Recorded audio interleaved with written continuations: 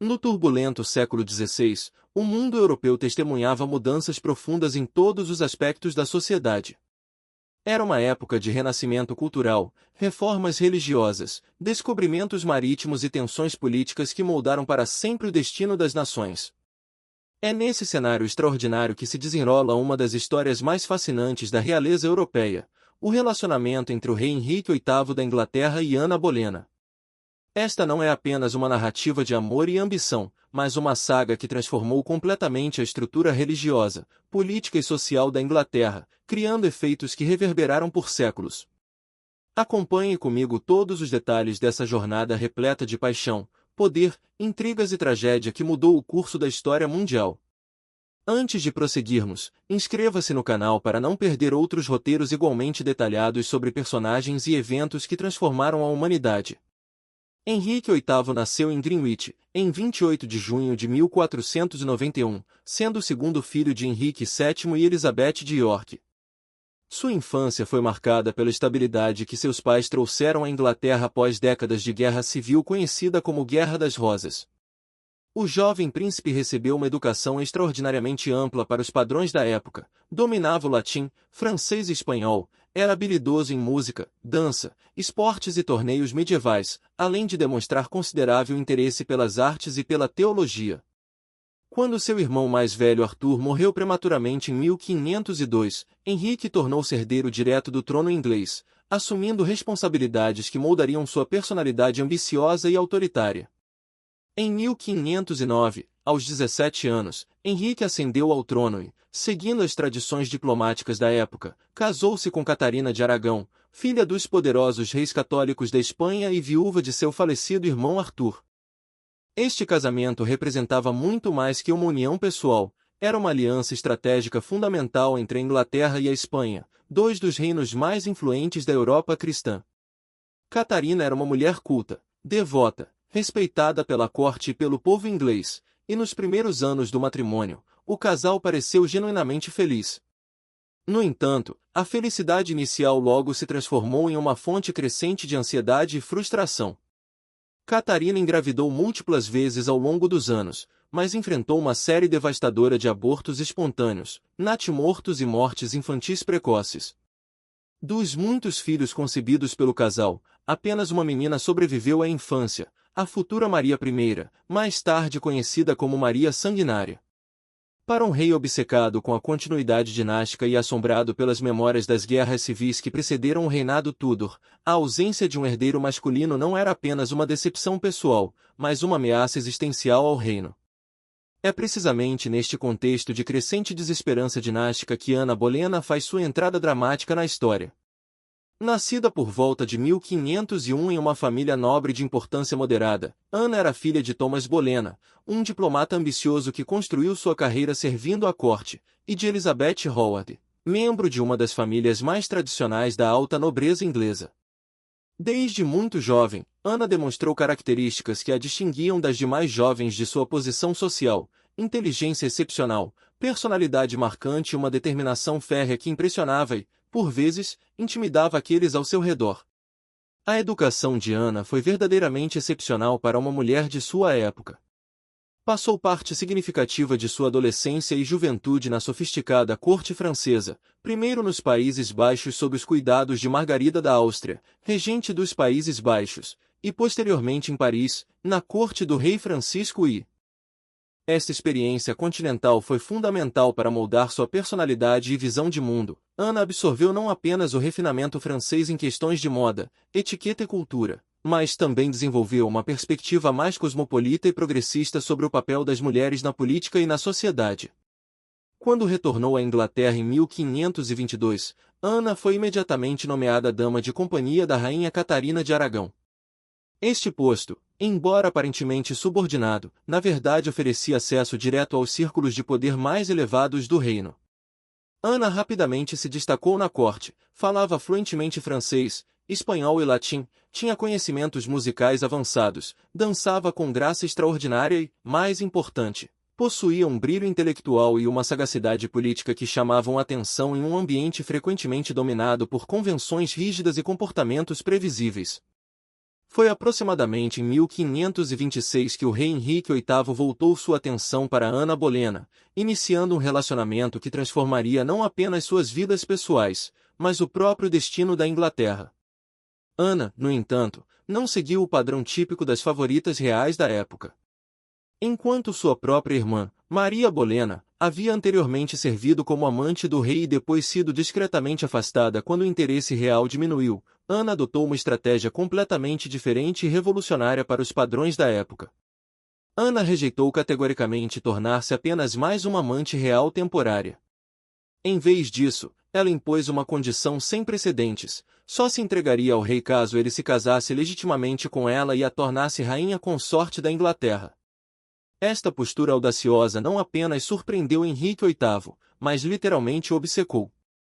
O rei, acostumado a ter seus desejos imediatamente satisfeitos, encontrou em Ana uma resistência que aguçou sua paixão até limites perigosos para a estabilidade do reino. A correspondência pessoal entre Henrique VIII e Ana Bolena, que sobreviveu parcialmente até os dias atuais, revela a intensidade extraordinária deste relacionamento. Nas cartas que o rei enviou a Ana durante os anos de cortejo, observamos uma paixão genuína, mas também crescente frustração e promessas cada vez mais grandiosas.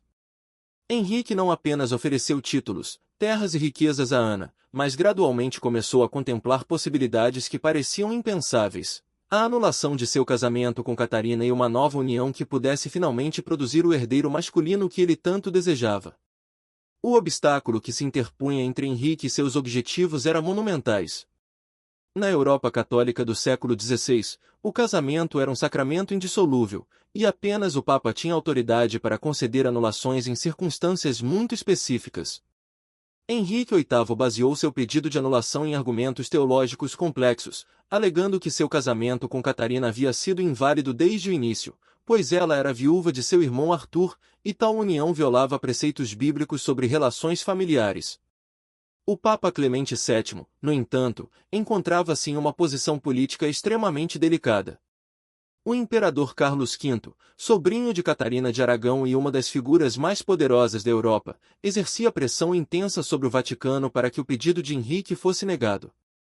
Além disso, o próprio papado estava dividido sobre a questão, pois reconhecer a invalidade do casamento de Henrique estabeleceria precedentes perigosos para a estabilidade matrimonial em toda a cristandade. Durante anos, Clemente VII procrastinou, esperando que a situação se resolvesse diplomaticamente, mas acabou apenas intensificando a frustração e a determinação de Henrique VIII. Diante da resistência papal, Henrique VIII tomou uma das decisões mais radicais da história europeia, em uma série de atos parlamentares promulgados entre 1532 e 1534. Ele rompeu completamente com a autoridade da Igreja Católica Romana, estabeleceu a Igreja da Inglaterra com ele próprio como chefe supremo, e declarou que apenas as autoridades religiosas inglesas tinham jurisdição sobre assuntos matrimoniais envolvendo súditos ingleses. Esta ruptura religiosa, conhecida como a Reforma Inglesa, não foi meramente uma questão teológica, mas uma revolução política e social que reconfigurou completamente o poder na Inglaterra. Com a nova autoridade religiosa firmemente estabelecida, Henrique pôde finalmente proceder com seus planos matrimoniais. Em janeiro de 1533, ele se casou secretamente com Ana Bolena, que já estava grávida. A pressa em formalizar a união refletia a ansiedade do rei em garantir que qualquer filho nascido fosse inquestionavelmente legítimo. Em maio de 1533, Thomas Cranmer, o novo arcebispo de Canterbury e leal aliado de Henrique, declarou oficialmente que o casamento com Catarina de Aragão era nulo e que a união com Ana Bolena era válida perante Deus e a lei. A coroação de Ana Bolena como rainha consorte da Inglaterra, realizada em 1º de junho de 1533 na abadia de Westminster, foi uma cerimônia de magnificência sem precedentes, projetada para demonstrar tanto a legitimidade da nova rainha quanto o poder absoluto de Henrique VIII. No entanto, a recepção popular foi notavelmente fria. O povo londrino, ainda leal à memória da respeitada Catarina de Aragão, compareceu em números bem menores do que o esperado, e muitos viam Ana como uma usurpadora responsável pela ruptura religiosa que dividiria famílias e comunidades por gerações 6, 1 e 2. Em 7 de setembro de 1533, Ana deu à luz uma filha, que recebeu o nome de Elizabeth em homenagem à mãe de Henrique VIII. Embora o nascimento de qualquer criança saudável fosse motivo de celebração, o fato de ser uma menina representou uma decepção significativa para o rei, que havia arriscado tanto na esperança de obter finalmente um herdeiro masculino. No entanto, Henrique inicialmente manteve otimismo de que filhos homens seguiriam rapidamente. Como rainha consorte, Ana Bolena exerceu uma influência política e cultural sem precedentes. Ela não se contentou em ser uma figura meramente decorativa, mas tornou-se uma força ativa na promoção da reforma protestante, patrocinando a tradução da Bíblia para o inglês, apoiando pregadores reformistas e encorajando mudanças litúrgicas que aproximassem a Igreja da Inglaterra das práticas protestantes continentais. Sua corte tornou-se um centro de atividade intelectual, atraindo humanistas, artistas e reformadores de toda a Europa. Ana também introduziu mudanças significativas na etiqueta e cultura cortesãs, trazendo influências francesas que modernizaram aspectos da vida palaciana.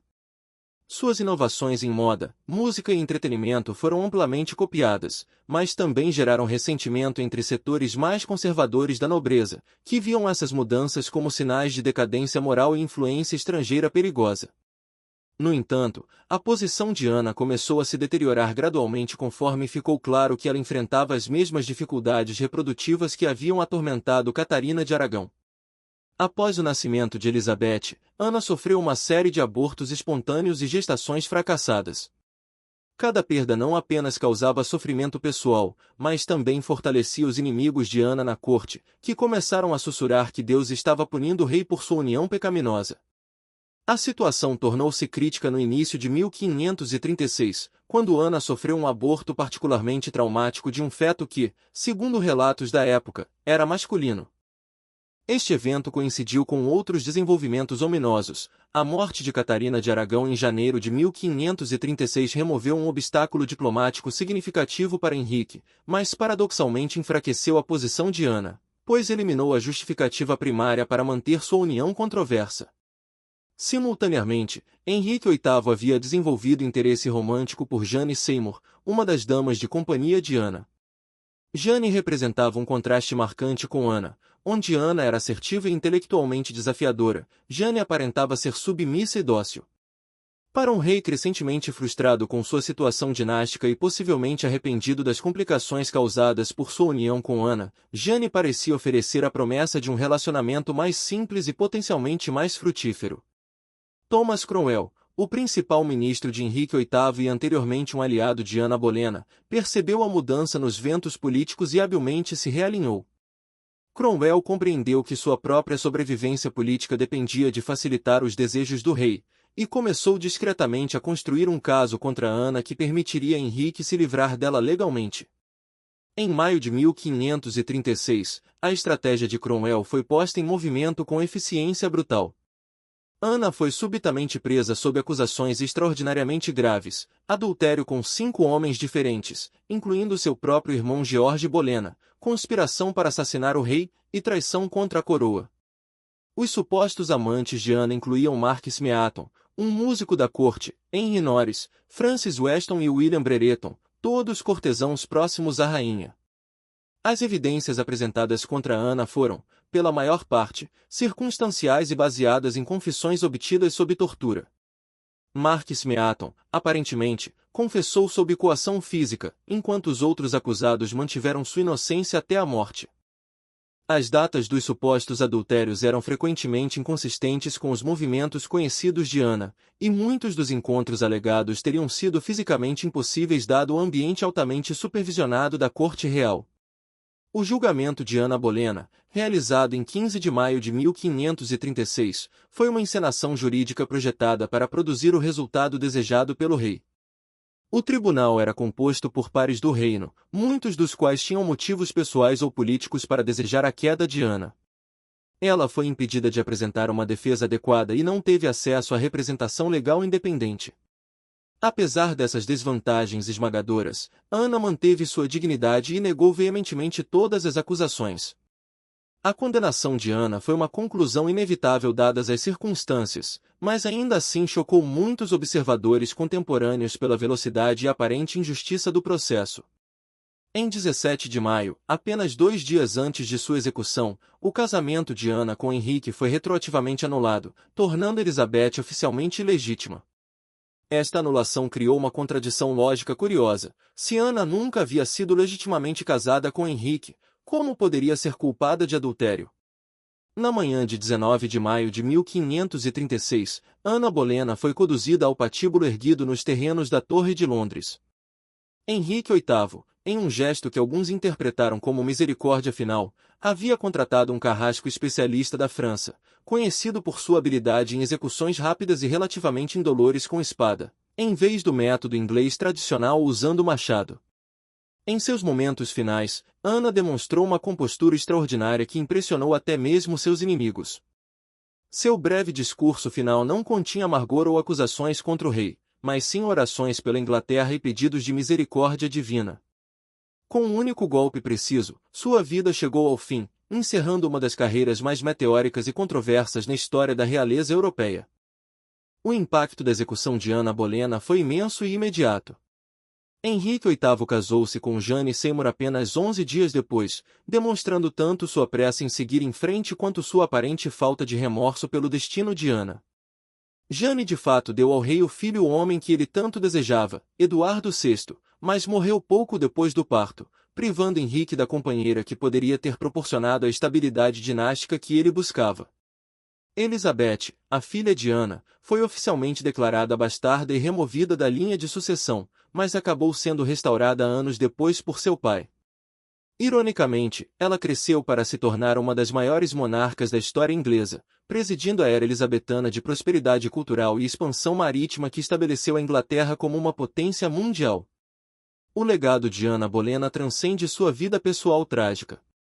Ela foi instrumental na reforma inglesa, ajudando a quebrar o poder secular do catolicismo na Inglaterra e estabelecendo precedentes para a autoridade real que durariam séculos.